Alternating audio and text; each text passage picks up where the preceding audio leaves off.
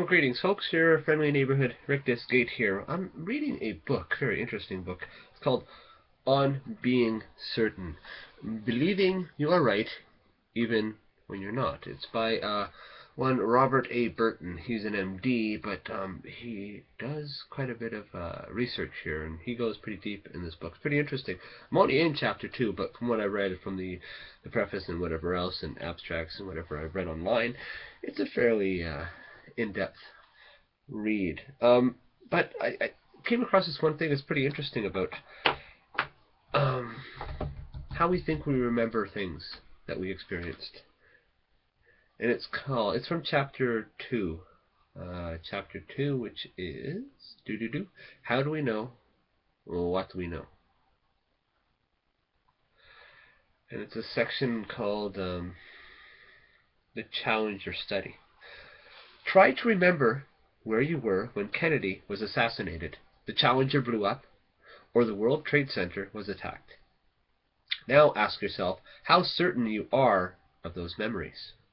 If you believe that you are quite sure of where you were when you heard the news, keep that feeling in mind as you read about the Challenger study in the next pages. If you don't remember where you were, ask yourself how you know that you don't remember. Keep in mind the blind sight example when asking this question. It's in previously blind sight. Look it up. Figure it out. Either way, try to understand the feeling and your degree of certainty of this memory. At my most recent med school reunion dinner, several former classmates were recalling where they were when Kennedy was assassinated. We had been in the second year of medical school, which meant that we all went to the same classes. Wherever one was, we probably all were. But the recollections were strikingly different.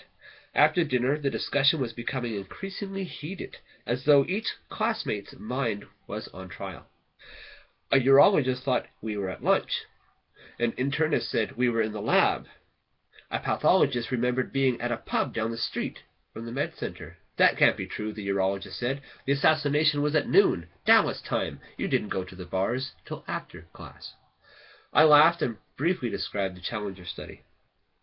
Within 1 day of the Space Shuttle Challenger explosion, Ulrich Neisser, a psychologist studying flashbulb memories, the recall of highly dramatic events, asked his class of 106 students to write down exactly how they heard about the explosion, where they were, what they'd been doing, and how they felt.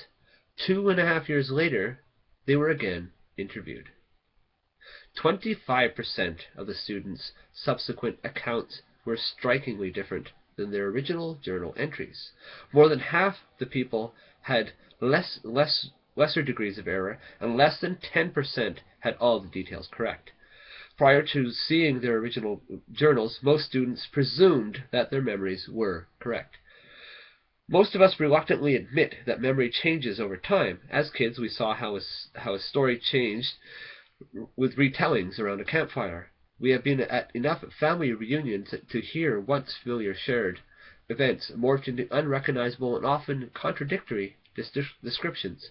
So, seeing that your journal entries were different than your recollection a couple of years later shouldn't be surprising. What startled me about the Challenger study were the students' responses when confronted with their conflicting accounts. Many expressed a high level of confidence that their false recollections were correct, despite being confronted with their own handwritten journals. The most unnerving was one student's comment, quote, "That's my handwriting, but that's not what happened." Unquote. Why wouldn't the students consider their journal entries written shortly after the event to be more accurate than a recollection pulled up several years later? Pride, stubbornness, or fear of admitting error? Not remembering the details of the Challenger explosion doesn't imply some massive personal failing that would make resistance to contrary evidence so overwhelming. Conversely, wouldn't pride in being logical and rational steer the students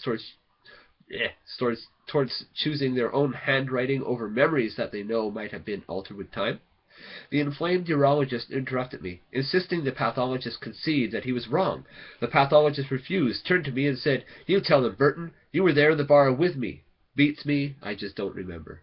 That's not possible, the two warring doctors said simultaneously. Everyone remembers the Kennedy assassination. I shrugged, and I silently marveled at the vehemence of my classmates' convictions. Even telling them of the Challenger study persuaded no one, as though they were intent upon reproducing the very study that questioned their recollections. All felt that they were right, that they absolutely knew where they were and what they were doing when Kennedy was assassinated. It's very interesting. So, if you folks are interested in that book, I think I might do a few more readings from it. It's kind of interesting. So, we'll talk to you later. Salut.